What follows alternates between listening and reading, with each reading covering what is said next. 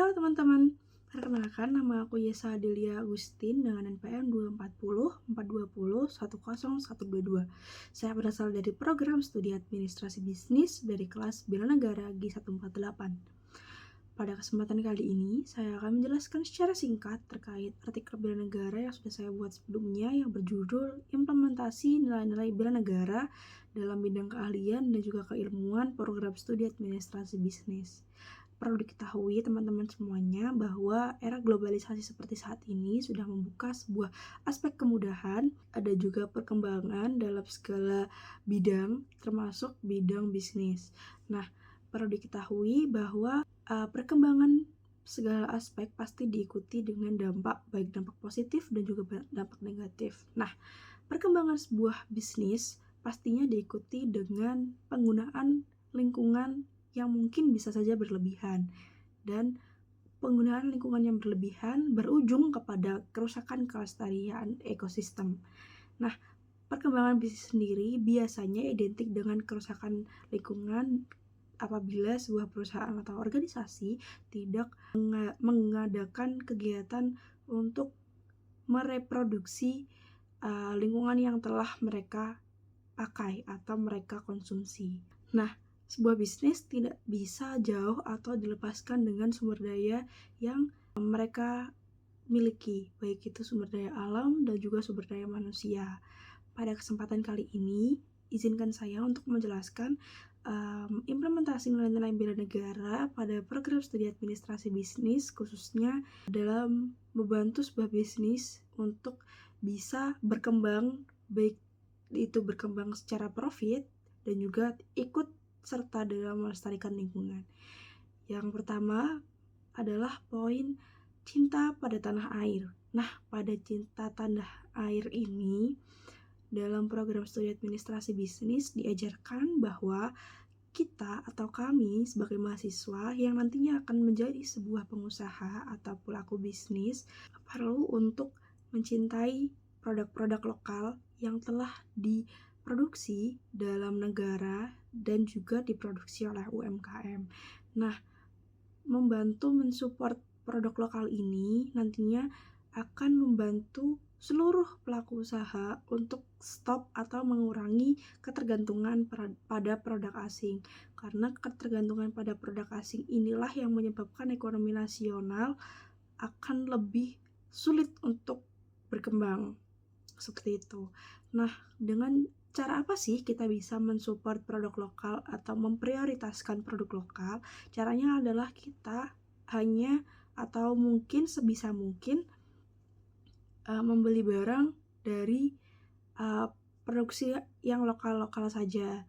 Nah, kemudian kita juga bisa membantu untuk mempromosikan barang produk lokal ini lewat sosial media yang saat ini sudah banyak dilakukan oleh influencer-influencer seperti promosi skincare lokal ataupun promosi makanan-makanan UMKM.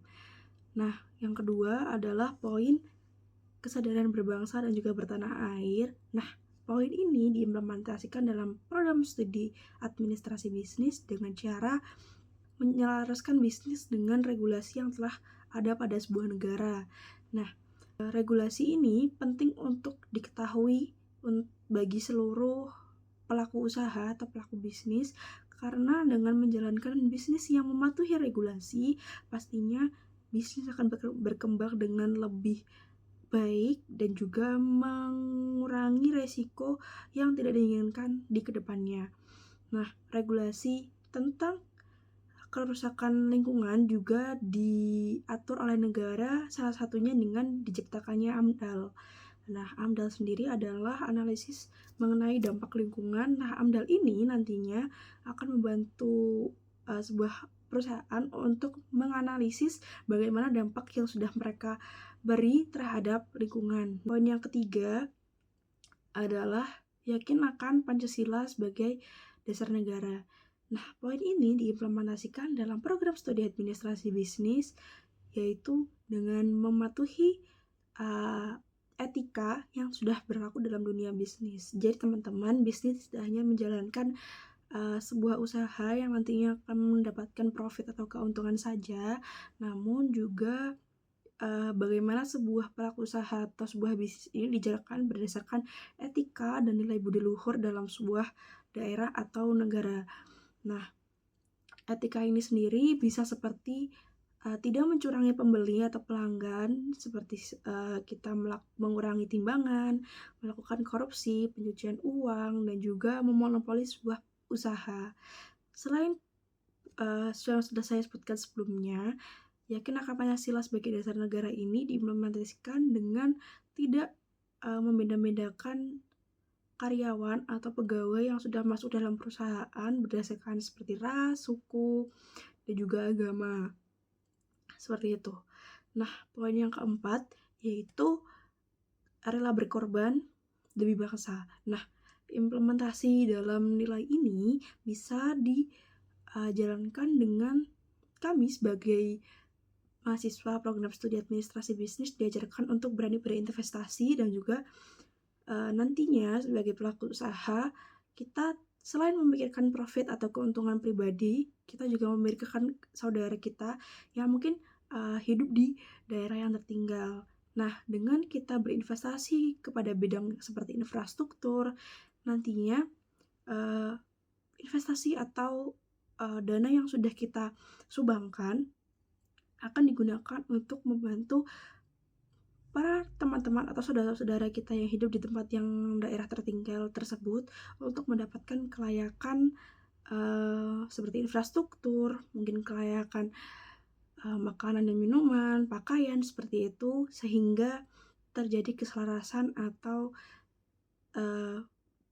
keselarasan dengan kami atau kita yang mungkin hidup di dekat perkotaan.